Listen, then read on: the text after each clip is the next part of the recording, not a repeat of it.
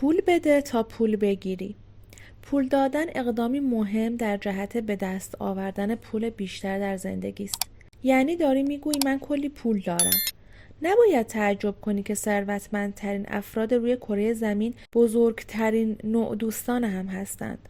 آنها مبلغ عظیمی پول میبخشند و با همین بخشش به واسطه قانون جذب کائنات هم روی خوش نشان میدهد و پول هنگفتتری را چندین برابر به سوی آنها برمیگرداند. اگر با خودت میگویی من پول کافی برای بخشش ندارم، پاک باختی. حالا خودت میدانی چرا به حد کافی پول نداری. وقتی خیال میکنی به حد کافی پول برای بخشیدن نداری، شروع کن به بخشش. وقتی ایمان خودت را در بخشیدن ثابت کنی، قانون جذب هم بیشتر به تو میدهد. تفاوت زیادی بین بخشیدن و از خودگذشتگی وجود دارد. بخشیدن با طیب خاطر است که احساس خیلی خوبی به آدم میدهد. از خودگذشتگی حس خوبی ندارد. این دوتا را با هم اشتباه نگیر. اینها به طور کلی دو چیز متضاد هستند. یکی از آنها علامت فقدان از خود ساطع می کند و دیگری علامت بیش از حد داشتن. یکی از آنها احساس خوب به آدم می دهد و دیگری حس بد. از خودگذشتگی سرانجام به دلخوری ختم می شود. بخشش با طیب خاطر یکی از لذت بخشترین کارهایی است که میتوانی انجام دهی و قانون جذب محکم به این علامت میچسبد و حتی بیشتر هم به زندگیت جاری میکند. تو میتوانی تفاوت را حس کنی. جیمز ری میگوید من آدمهای زیادی را میشناسم که پول هنگفتی در میآورند، اما ارتباطات آنها نفرت آور است و این ثروت نیست. تو می توانی به دنبال پول بروی و ثروتمند شوی، اما تضمین بابت اینکه غنی هستی در کار نیست.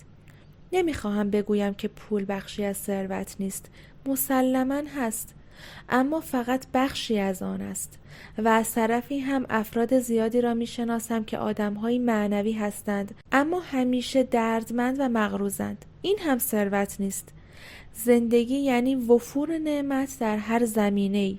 اگر تو با این باور بزرگ شده که ثروتمند بودن با معنوی بودن منافات دارد، قویاً توصیه می‌کنم سریع کتاب‌های میلیونرهای انجیل نوشته کاترین پاندر را بخوان.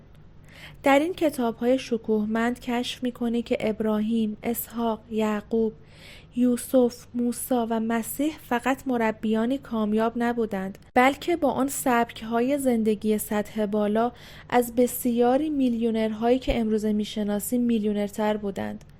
تو وارث مولود هستی.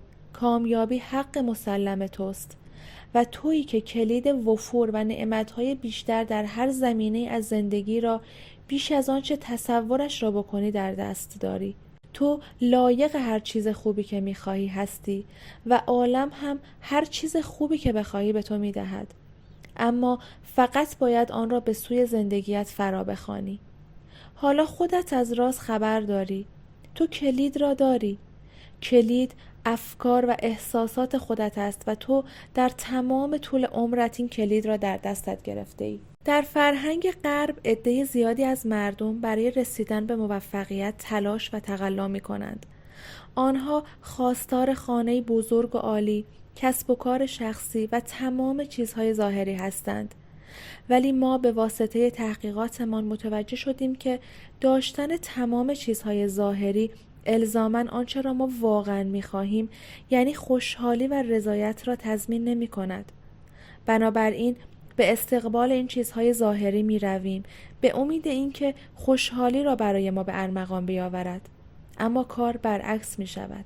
تو باید به دنبال لذت درونی، آرامش درونی و در وهله اول بصیرت درونی بروی.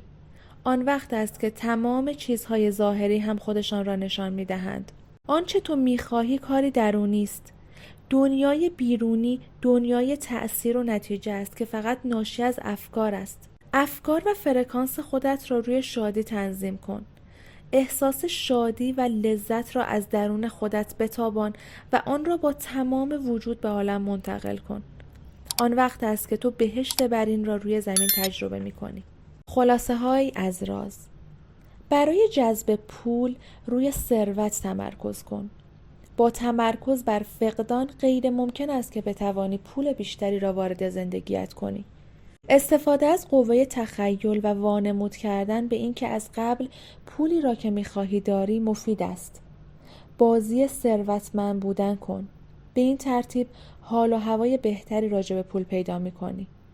وقتی در این مورد احساس بهتری داشته باشی، پول بیشتری به زندگیت جاری می شود. احساس خوشحالی در زمان حال سریع ترین راه برای آوردن پول به زندگیت است. قصد و نیتت این باشد که به هر چیزی دوست داری نگاه کنی و بگویی من توان مالی خرید آن را دارم. من می توانم آن را بخرم. فوری تفکر تو تغییر می کند و در مورد پول حال و هوایی بهتر پیدا می کنی.